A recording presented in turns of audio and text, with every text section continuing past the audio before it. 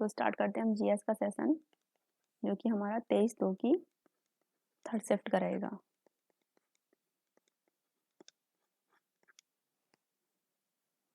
तो question number first, किस राज्य की सरकार ने मुख्यमंत्री ग्रामीण आवास न्याय योजना के उद्घाटन चरण के हिस्से के रूप में राज्य के ग्रामीण क्षेत्रों में 47,000 से अधिक गरीब निवासियों को घर उपलब्ध कराने की अपनी योजना का अनावरण किया है? तो ये किया है छत्तीसगढ़ में। ठीक है, याद रखना कि छत्तीसगढ़ में कौन सी योजना? मुख्यमंत्री ग्रामीण आवास न्याय योजना। क्वेश्चन नंबर सेकंड देखिए, राष्ट्रीय बाल भवन एनबीबी की एक पहल है जो 4 प्रमुख क्षेत्रों में बच्चों की सृजनात्मक क्षमता को पहचान कर उन्हें अपनी सृजनात्मक क्षमता का विकास करने और बेहतर बनाने की दिशा में प्रेरित करती है। इसकी मूल्यांकन, चयन प्रक्रिया और कार्यविधि विभिन्न प्रकार की है, जो विभिन्न क्षेत्रों में ख्याति प्राप्त सृजनात्मक कलाकारों और विशेषज्ञों के परामर्श पर निरंतर सुधार की आवश्यकता बनी रहती है। तो राष्ट्रीय बाल भवन की एक पहल है राष्ट्रीय बाल श्री सम्मान। ठीक है, कौन सी पहल है इनकी? राष्ट्रीय बाल श्री सम्मान। इसकी पहल है ये राष्ट्रीय विकास भवन यानी कि एनबीबी की। ठीक है, क्वेश्चन नंबर थर्ड देखिए, भारत में राज्यसभा काउंसिलिंग ऑफ स्टेट का पीठासीन अधिकारी निम्नलिखित में से कौन होता है? तो वो होता है उपराष्ट्रपति। ये क्वेश्चन बहुत इंपॉर्टेंट है, सीधे पूछता है कि राज्यसभा का पदेन सभापति कौन होता है? तो वो भी होता है उपराष्ट्रपति। ठीक है,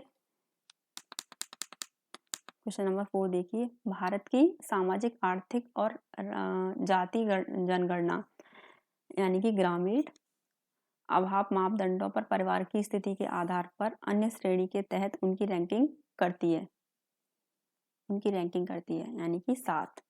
भारत की सामाजिक, आर्थिक और जाति जनगणना 7 अभाव और मापदंडों पर परिवार की स्थिति के आधार पर अन्य श्रेणी के तहत उनकी रैंकिंग करती है। ठीक है, क्वेश्चन नंबर 5 देखिए, 2011 की जनगणना के अनुसार भारत के किस केंद्र शासित प्रदेश की जनसंख्या घनत्व सबसे अधिक था?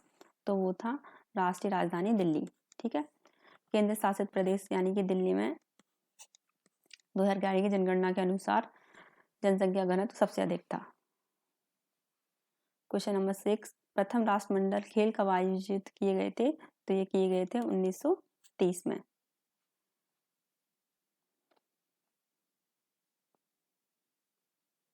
क्वेश्चन नंबर 7 को अभी स्किप करिए। क्वेश्चन नंबर 8 देखिए, मौर्य साम्राज्य के सम्राट अशोक डैश के अनुयायी थे? तो ये थे बौद्ध धर्म के अनुयायी। ठीक है, देखिए मौर्य काल बहुत पूछा है, इसमें पूरे जितनी भी शिफ्ट हुई हैं उनमें प्राचीन भारत से मौर्य काल ही पूछा है।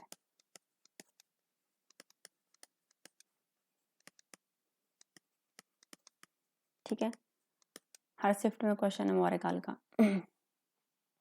क्वेश्चन नंबर 9 देखिए, भारत की निम्नलिखित में से किस पंचवर्षीय योजना का उद्देश्य आत्मनिर्भर और स्व उत्पादक अर्थव्यवस्था बनाना है? तो ये था हमारी तीसरी पंचवर्षीय योजना का उद्देश्य। क्वेश्चन नंबर 10, 2023 में पंजाब में ट्रैक्टर स्टंट पर प्रतिबंध किसने लगाया? तो ये लगवाया भगवंत मान ने। ठीक है, ट्रैक्टर स्टंट पर जो लोग ट्रैक्टर से स्टंट दिखाते थे उस पर प्रतिबंध लगाया भगवत मान पर। भगवत मान यानी कि वहाँ के सीएम पंजाब के। ठीक है, क्वेश्चन नंबर 11, भारतीय खिलाड़ी जेनेट विधि निम्नलिखित में से कौन सा खेल खेलती हैं? तो ये है स्केच की प्लेयर। लंबी कूद में उत्प्रस्थान गड्ढे से 1 मीटर दूर सेंटीमीटर चौड़े बोर्ड से करना होता है। तो 20, यहाँ पे कितने 20 सेंटीमीटर चौड़े बोर्ड से करना होता है।